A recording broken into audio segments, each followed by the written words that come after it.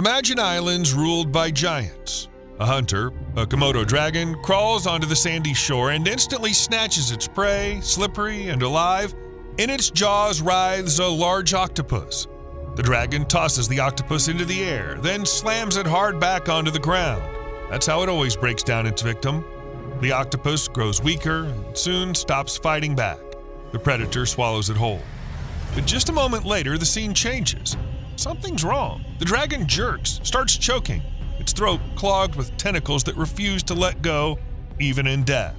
A couple of minutes and the ruler of the island is dead. Because even the fiercest hunter can meet its end where it least expects it. The fall of the apex predator.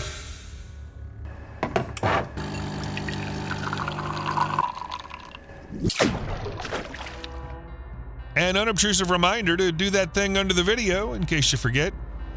What happened to the Komodo dragon? Simple. It picked the wrong prey. Mistakes like that are unforgivable, even for those who normally stand at the top of the food chain. Because grabbing an octopus means taking on a victim you can't just swallow down. Dolphins know this all too well. In August 2015, on a beach south of Perth, Australia, a young male Indo-Pacific bottlenose dolphin was found. At first glance, the animal looked in perfect shape, healthy, strong, except for being dead. But the necropsy revealed it had been killed by a New Zealand octopus. Tentacles were sticking out of the dolphin's mouth, and the pathologist had to spend quite some time pulling them out. The spread of the tentacles reached 4 feet, and the octopus weighed over 4 pounds. And that's far from their maximum size. These octopuses can grow up to 26 pounds, with tentacles stretching 10 feet long. It has to be said that dolphins, like Komodo dragons, know how to kill. They have no trouble eating octopuses. But this time, the animal got too greedy. It tried to swallow its prey whole. A tentacle blocked the epiglottis and cut off its air. And even if the mollusk was already dead at the moment it was swallowed, its suckers kept holding on. That was enough to choke the dolphin. The same thing could easily have happened to the dragon. By the way, these guys are ridiculously gluttonous too. The appetite of a Komodo dragon matches its size. A giant lizard can devour up to 80% of its own body weight in one sitting. And if it happens upon a big octopus, nothing good can come of it. The octopus will fight back until the very moment of death, and for some time after. In fact, the dolphin case was the first documented example of a cetacean killed by an octopus. But scientists say it happens more often. Along the Australian coast, dead dolphins and sea lions have been found more than once with the same signs of suffocation. All in all, the mistake with the octopus is too costly for predators, and the Komodo dragon is no exception to that rule. But here's the question. Komodo dragons walk on land, while octopuses live in the sea. So how could one of the dragons choke on a marine mollusk? The answer's simple. Some octopuses can crawl out onto land. Northern Australia is home to Octopus acalatus, a small yet remarkable kind of octopus. What makes it special is its ability to cross dry land from one pool to another, and not just in desperate survival mode, but actually for hunting. In the shallow puddles left by the tide, these octopuses chase fish, crustaceans, and mollusks. For them, it's just part of life. So it's entirely possible for both species to meet on the beach, especially since the octopus's habitat allows it. And when that happens, it could turn into a truly fatal encounter. Picture this. An octopus crawls out to hunt, reaching for a snail. But nearby, a Komodo dragon is also on the prowl. The dragon spots the writhing mass of tentacles and decides it's lunch served on a plate. And then comes the choking grip that ends fatally for both animals. By the way, have you ever wondered what would happen if a Komodo dragon tried to eat a porcupine? Turns out, the chances of the dragon not surviving are pretty high. And there have already been precedents, though with other predators. A few years ago in South Africa, a python died. A cyclist riding along a road in the Lake Eland Game Reserve in KwaZulu-Natal noticed it because the massive snake looked strangely bloated. The man snapped a few photos and posted them online, where they quickly spread. People started guessing what exactly the snake had swallowed and why it killed it. Spoiler alert, nobody guessed right, because the answer was unexpected. A few days later, rangers found the python not far from the same cycling trail, and when they performed a necropsy, they found a porcupine inside, weighing nearly 31 pounds. Experts point out that pythons regularly prey on porcupines. Like many snakes, they can handle animals armed with quills or horns, The prey's size isn't the critical factor. Pythons are capable of swallowing even bigger meals. But the real danger comes from something else. The porcupine's quills don't digest at all. They're easy to spot in the snake's gut, and sometimes they even pierce through the snake's body. As for the python, it's not entirely clear what caused its death, but rangers discovered it beneath a rocky ledge. It's possible that after feasting on the porcupine, the snake slipped and tumbled, and the blow caused the quills to puncture its overloaded stomach. The same scenario could happen to a Komodo dragon. That is, of course, Komodo dragons are real giants. They easily handle wild boars, deer, and even buffalo, so a porcupine should look like a mere snack. If you swallow a buffalo, a big spiky rodent shouldn't be a problem. But reality can be different, and one unlucky move is all it takes for the quills to pierce vital organs. And yes, dragons do have a sort of armor. Their skin is threaded with thousands of tiny bones, osteoderms, that form a tough shield. This protection helps in fights with other dragons, but it only works on the outside. Inside, a Komodo dragon is as soft and vulnerable as any other animal. On top of that, these predators are loners. They don't tolerate neighbors and fiercely defend their territory. When two dragons clash, they rise onto their hind legs, strike each other with their forelimbs, and twist their bodies violently.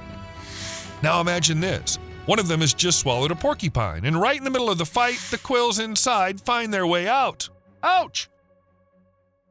But the danger of a porcupine isn't limited to quills piercing predators from the inside. It's just as lethal on the outside. 2 years ago in India, on the side of the road near Kozhikode, a dead leopard was found. Its body was covered in porcupine quills, so the cause of death was pretty obvious. And this isn't an isolated case. Long, sharp quills make the porcupine a deadly prey. There are numerous stories of lions and leopards dying after a failed attempt to attack one. Sometimes just one strike is enough. For example, a quill in the eye can blind a predator. A few quills stuck in the skin can cause serious infections, and that can also lead to death. For a Komodo dragon, this all means one thing. To swallow a porcupine, it first has to defeat it. Sure, it has armor and protective scales, but vulnerable spots always remain. And getting a quill in the eye isn't pleasant, even for the fiercest hunter of the islands. Sometimes, though, the danger comes not from quills, but from something much more obvious: horns. Take the duiker, a medium-sized antelope. Its horns are small, averaging just 4 inches, but even that's enough to turn a hunter into prey. One day, people witnessed a strange scene. A duiker lay on the ground while an African rock python writhed around it. By the way, this is Africa's largest snake, up to 13 feet long and over 110 pounds. It had seized a small antelope and was preparing to swallow it whole. Just to remind you, pythons don't have jaws or teeth to tear meat apart, so they consume their prey entirely. In short, it seemed the duiker had no chance. But then the unexpected happened. Its horns pierced the python all the way through.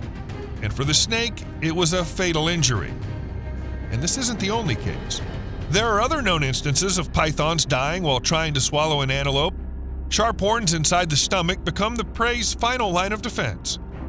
And here we come back to the Komodo dragon. These 10-foot-long predators often hunt domestic goats. In the past, locals in Komodo National Park even bought animals specifically to feed the dragons. Later, the practice was banned. The dragons had grown lazy. Now they have to travel up to 3 miles to reach a coastal village and snack on a herd. Goats are the usual prey for dragons, and their horns are usually small, often trimmed. But imagine a dragon encountering a wild antelope like a duiker with 4-inch long horns. The outcome could be far more dramatic. In a duel like this, even the mightiest predator could easily be killed by the very animal it hunts. So what about bigger, more formidable prey? The Komodo dragon and the Anaconda are two titans of the modern animal world. Each rules its own domain and boasts impressive strength and size. But what if these giants came face to face? The Komodo dragon can grow up to 10 feet long and weigh as much as 330 pounds. Any land predator would envy that mass, but its rival is no less formidable, the anaconda, the heaviest snake on Earth. In the Amazon rainforest, specimens over 29 feet long and weighing up to 440 pounds have been recorded. Sometimes these giants swallow tapirs, deer, peccaries, capybaras, even jaguars. But such meals are always risky for them. Large prey often leads to serious injuries or even the death of the snake, so the only way to reduce the risk is to drown the victim first. Anacondas are primarily nocturnal hunters. They rarely show themselves on land and stick to the water. Their eyes and nostrils sit on top of their heads, allowing the snake to breathe and watch while remaining almost completely submerged. When prey comes close, say to drink or swim by, the anaconda strikes. It doesn't bite, it coils its body around the victim and squeezes until it stops breathing. After that, it's mealtime. Even caimans are among the anaconda's natural enemies, and that's important to note. On average, they reach 6.5 to 8 feet in length. So they're a bit smaller than a Komodo dragon, but in water they're just as dangerous to an anaconda. A caiman can compensate for its smaller size with speed and agility. A Komodo dragon, on the other hand, is a completely different matter. It's not built for hunting in water, even if it's a good swimmer. Still, the Komodo dragon has its advantages. Its bite was long thought to be lethal due to the bacteria in its mouth. Makes sense. A scavenger that eats decaying flesh would naturally carry disease. But in 2009, researchers debunked that idea, and today part of the scientific community views the Komodo dragon as one of the few venomous lizards on Earth. Unlike snakes, which inject venom through fangs, a Komodo dragon's venom enters the body differently. It seeps into the large, ragged wounds the lizard inflicts with its teeth. And its teeth are special, long, curved, serrated, designed to tear flesh. So even if the prey manages to escape, it's still doomed. The venom does its work, and the dragon will track the dying animal by smell somewhere nearby. The dragon can be fast. On short sprints, it can reach up to 12 miles per hour. But its main strategy isn't speed, it's ambush. And it can sit for hours along an animal trail, waiting for a deer or buffalo to pass by. Its eyesight is excellent. From 980 feet away, it can detect movement, enough to launch a sudden attack. So, we have two monsters that could very well fight each other. Judging by its diet, the anaconda has every chance to catch and kill a giant like the Komodo dragon. The dragon has a chance to fight back. Maybe not huge, but still, if an anaconda can handle caimans, it could probably take down the lizard too. Luckily for both, this encounter can only happen in imagination. One lives in the tropics of South America, the other on islands in Indonesia. They will never meet, and that's probably for the best. But the deadliest threat to a Komodo dragon isn't an anaconda or an antelope with horns. The real danger is much smaller. It's the cane toad. Yellow spotted monitor lizards in Australia usually die after eating just one adult cane toad. It's all because of the toad's skin secretions, deadly toxic to local predators. Cane toads were introduced to Queensland, Australia in the 1930s to control sugarcane pests. But as I've mentioned before, the experiment went out of control. Today, the toads spread across the northern continent at about 31 miles per year, killing many predators in their path, including monitor lizards. For Australia, this is a real disaster, and local reptiles have been especially vulnerable. They'd never encountered this toxin, having evolved for millions of years without it. In its native range, South and Central America, the toad had neighbors who had adapted, learning to eat it, live alongside it, and neutralize its toxins. But Australian animals hadn't gone through that training. Their bodies can't handle the toxin, and it always ends in death. And here we see another parallel with the Komodo dragon. Its home is Indonesia, Komodo Island, and the surrounding areas. But originally, judging by fossil remains, it appeared in Australia. Paleontologists believe that around 900,000 years ago, the dragons moved to Flores Island, and they disappeared from Australia roughly 50,000 years ago, right around the time humans arrived on the continent. What am I getting at? It's simple. Modern Australian monitor lizards and the Komodo dragon share a common ancestor, which means the cane toad's toxin affects them the same way, lethally. The only difference is size. The yellow-spotted monitor is smaller and dies from just one toad. A Komodo dragon, however, can swallow several at once. Considering their appetite, that's not hard, and the result would be fatal. Scientists warn this isn't just a theory, the threat is very real. In the Wallacea region, one of the most biodiverse corners of the planet, a quiet but deadly invasion is underway. The Asian common toad is spreading. Smaller and less noticeable than the cane toad, it's still poisonous and alien to the local ecosystem. Moving from island to island, these toads leave a trail of corpses behind.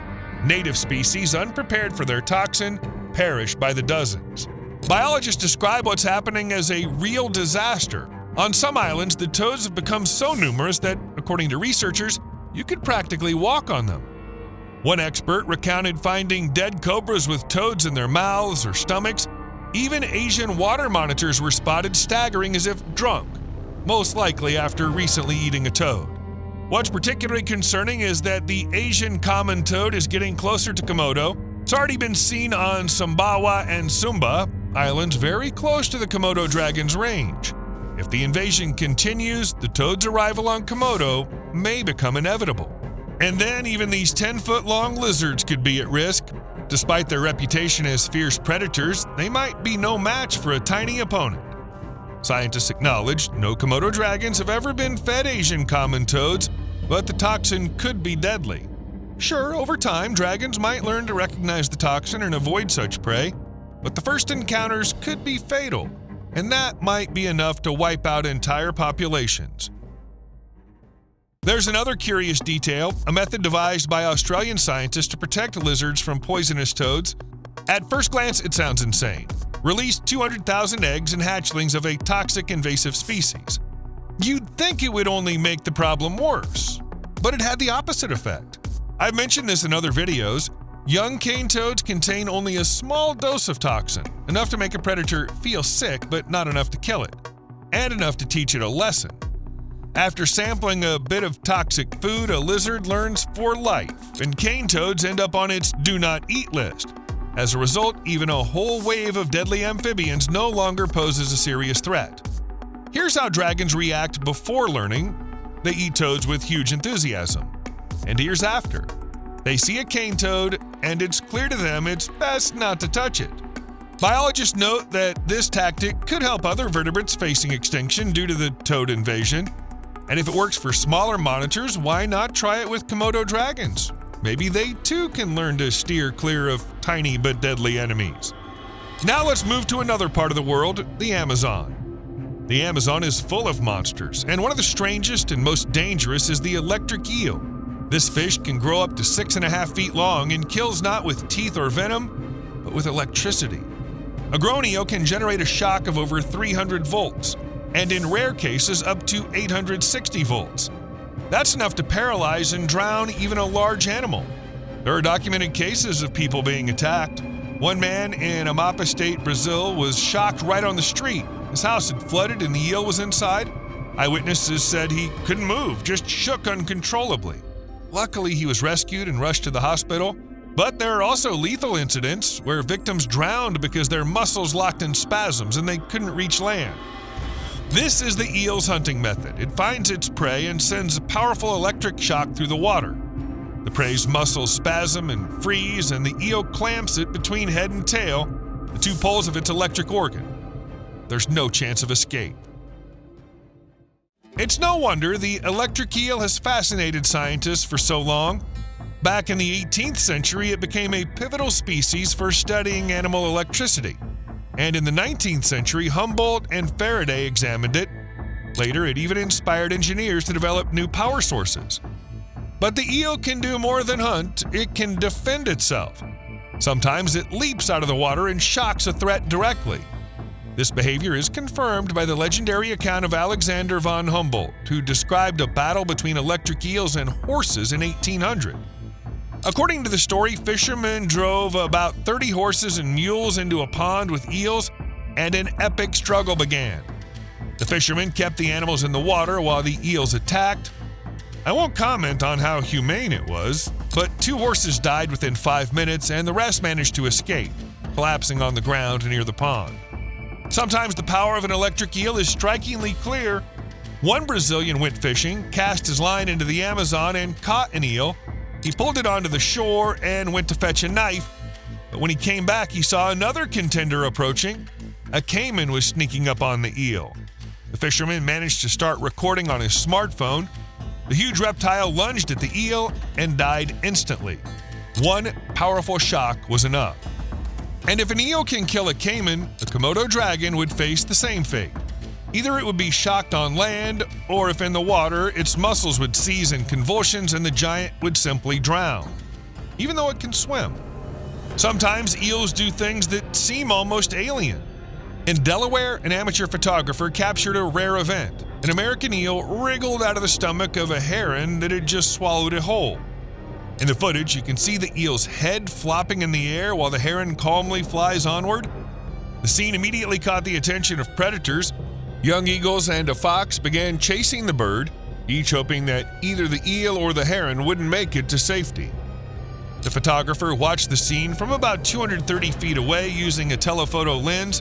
He saw the heron flying and even landed on the water while the eel arched its body, meaning that at some point it was still alive.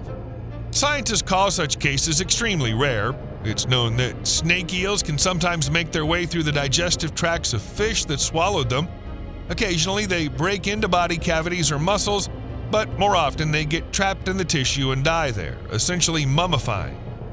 American eels aren't known for this, which is why the heron incident became sensational. The bird itself seems to have survived, though its fate depended on whether the wound healed and infection was avoided. Now imagine if something like this happened with a Komodo dragon. The giant swallows an eel and it starts trying to escape, gnawing at the insides. Yes, the dragon's skin is tough, almost like armor. It's not certain the eel could break through, but how far it might crawl inside the lizard is anyone's guess. And in a worst-case scenario, that internal damage could prove fatal for the dragon. And, of course, for the eel, too. While some enemies threaten adult Komodo dragons, others hunt their offspring. And here, ants enter the stage.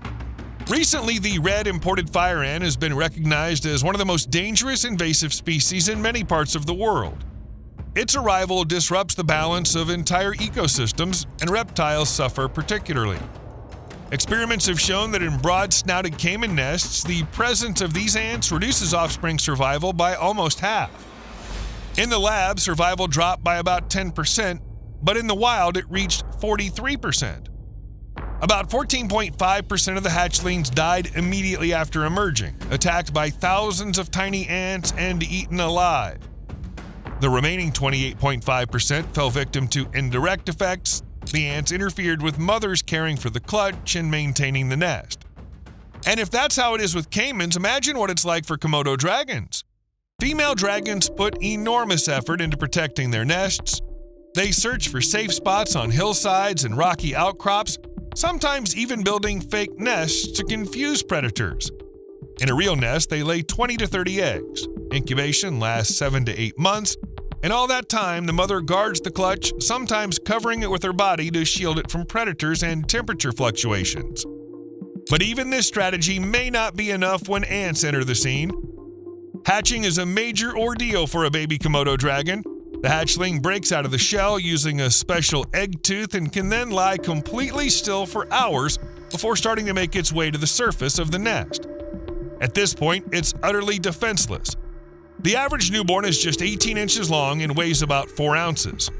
Tiny things compared to the 10-foot giants they're meant to become. For the first few years, hatchlings spend their time in trees, hiding from predators. And this isn't just precaution. Adult Komodo dragons readily eat the young. Up to 10% of their diet can consist of their own kind, so even tiny ants choose the most vulnerable moment to strike. If they threaten caiman eggs, the danger to Komodo dragon nests is just as real. There's another problem. Females lay eggs rarely, usually once a year, sometimes even less often. Each clutch represents months of waiting and enormous effort. If ants destroy part of the eggs or young, the impact isn't just on one lizard, but on the entire population. For a species that already reproduces infrequently, this is a serious risk. In short, with fire ants, it's business as usual. You owe me a like. See you later.